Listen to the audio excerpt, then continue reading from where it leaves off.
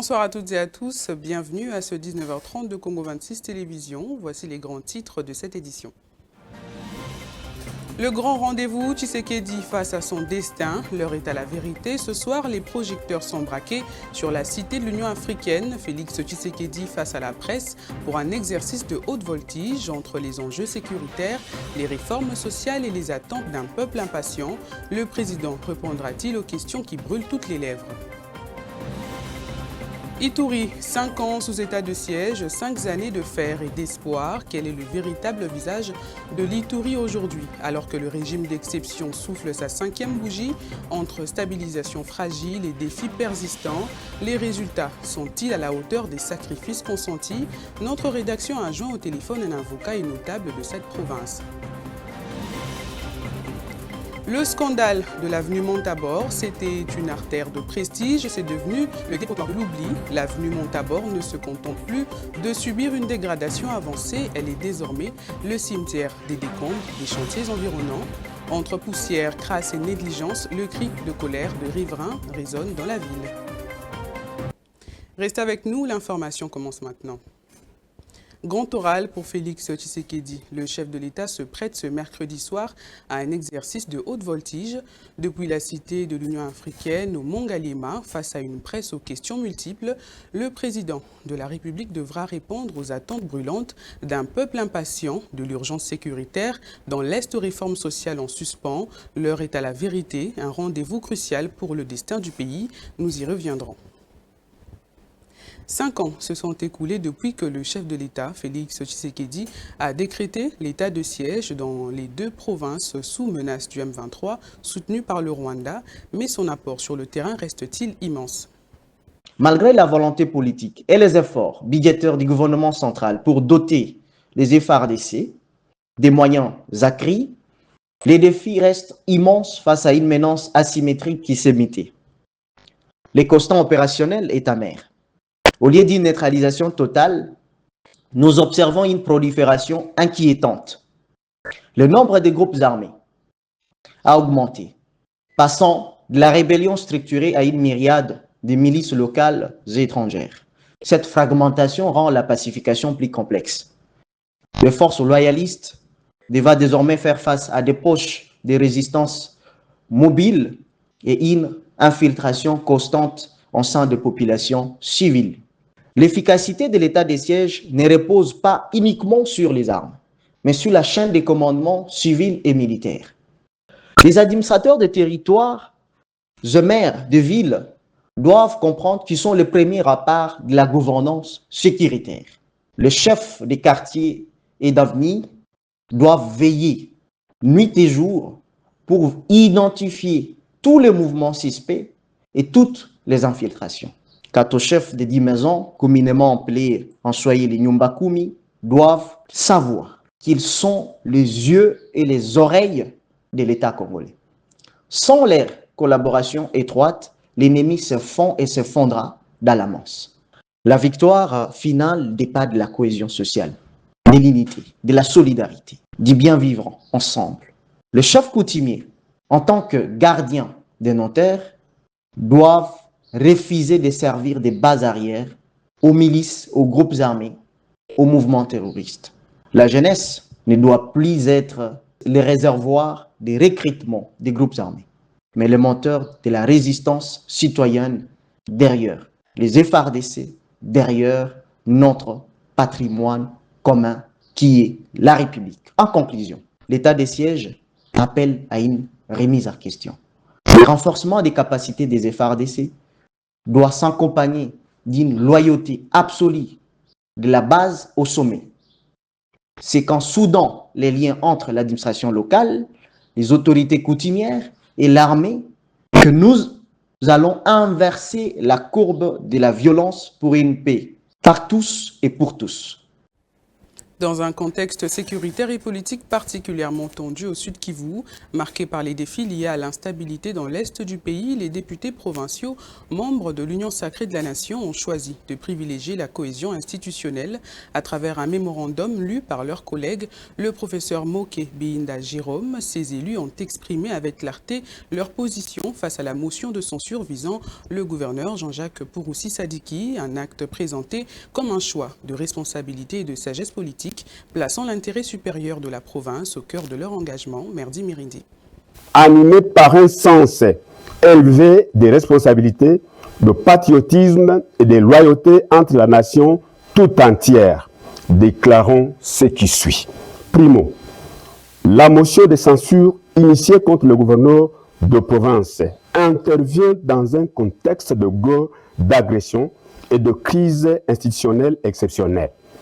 À ce titre, elle est inopportune, inadaptée et dangereusement contre-productive.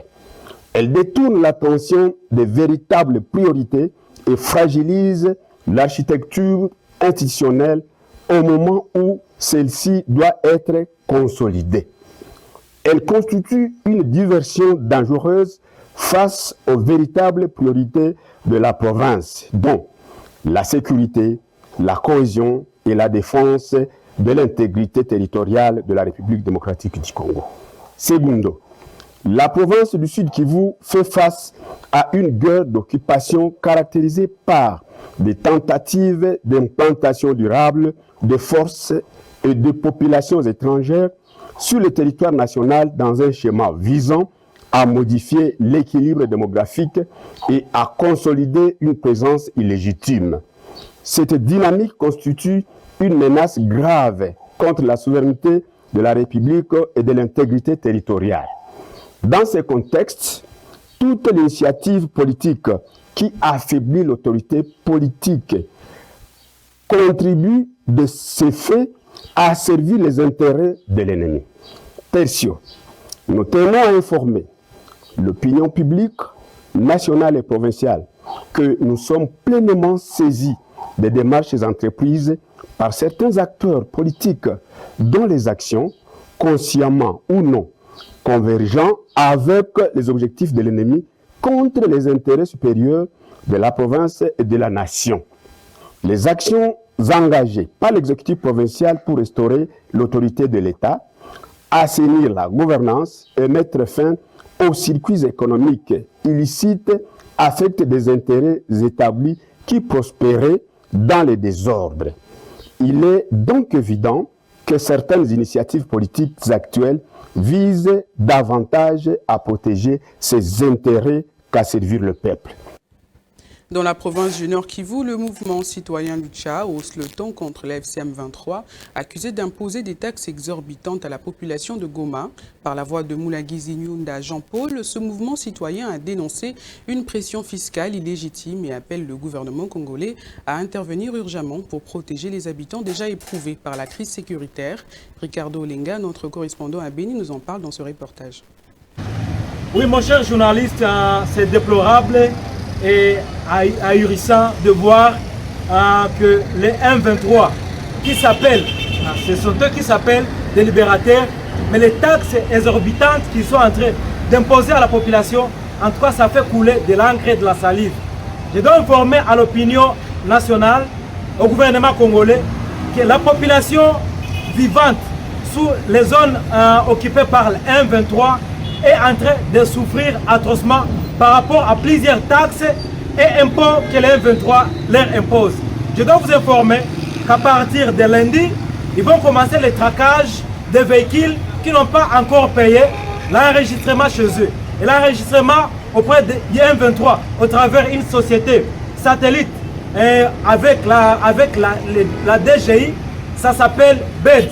Donc chaque véhicule, soit 3 pneus, soit un véhicule, tout véhicule, les paisibles citoyens dans les zones sous occupation doivent payer $50. À part ça, ils ont des plaques d'immatriculation. Donc, avec d'autres sociétés qu'ils ont appelées Société Imperial Insurance. Alors, je vous dis, au gouvernement congolais, nous les interpellons parce que Cette souffrance qui est en train de traverser la population congolaise avec la famine qui gangrène, avec la crise économique mondiale, je leur informe qu'il y a aussi ces taxes que le M23 est en train d'imposer à la population. L'ex-chef des renseignements militaires est sorti de la cellule mardi 5 mai 2026 pour témoigner devant la haute cour militaire dans le procès Ramazani Foundi. Le général-major Christian Dayouel a franchi pour la première fois les portes de la prison militaire de Ndolo depuis son incarcération, destination la haute cour militaire à Kinshasa-Gombe afin de témoigner, cette fois comme renseignant, car Dayouel est défendu pour une autre affaire et ex-chef des renseignements militaires, il a été appelé à éclairer la cour dans le procès du général-major Ramazani Foundi, poursuivi pour violation de consignes relatives à la programmation de fréquences des radios Vertel affectées à son unité. Un jeune homme a été abattu à Kinshasa mardi 5 mai 2026 dans la municipalité de Lemba, précisément au quartier de la Foire, par un policier commis à la sécurité d'un avocat général de la République. Les circonstances du drame restent floues. Dans la matinée, des tensions ont été signalées autour de la résidence de cet avocat général où des jets de pierre ont été observés. Le policier suspect a été neutralisé, puis conduit à l'auditorat militaire. Une enquête est attendue pour faire la lumière sur les faits. Au-delà de son état de délabrement très avancé, l'avenue Montabor se transforme en dépotoir suite au lancement des travaux de débouchage des canalisations sur ex-24 novembre. Situation à la base du rétrécissement de cette route secondaire reliant les avenues ex-Haut Commandement et ex-24 dans la municipalité de la Gombe. Tonine Zolameso a fait ce constat.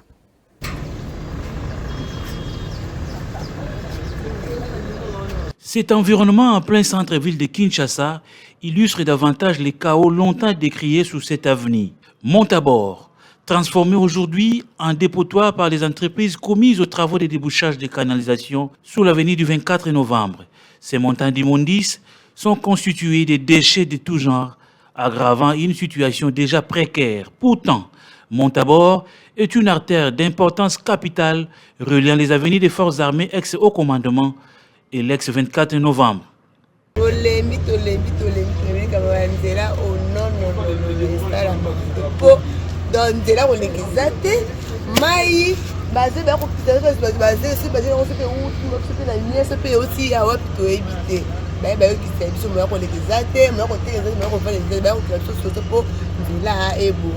À ces chaos s'ajoutent ces fils d'un réseau Internet tombé depuis des jours sans espoir d'être relevé, impactant ainsi le mouvement des personnes et des engins.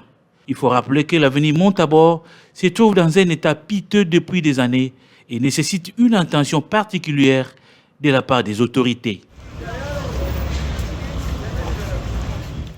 Seuls les véhicules et les piétons sont autorisés d'accéder au rond-point Kitambo Magasin, selon la décision prise par l'autorité de la ville de Kinshasa pour fluidifier la circulation dans ce coin à forte affluence, parfois envahi par des taxis-motos. Trésor Corneille-Tambi et Rebecca Kalonda signent ce reportage. Ce n'est pas un jour férié, moins encore une journée ville morte, mais plutôt une opération visant à fluidifier la circulation des véhicules et des piétons au rond-point Kitambo Magasin. Ce point chaud de la capitale, souvent objet de parking pirates de mototaxis, bloquant la circulation, pourrait désormais retrouver son utilité, des jadis, grâce à cette nouvelle robe, au plaisir des usagers.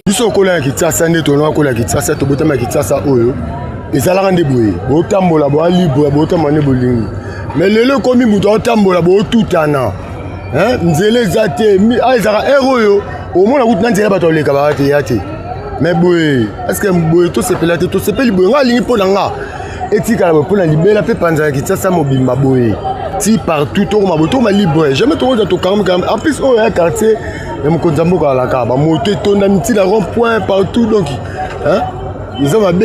Pour cette femme, l'initiative est à saluer des deux mains, mais elle plaide en faveur d'un traitement décent des agents commis à cette tâche afin d'éviter des retombées dans la situation d'avant.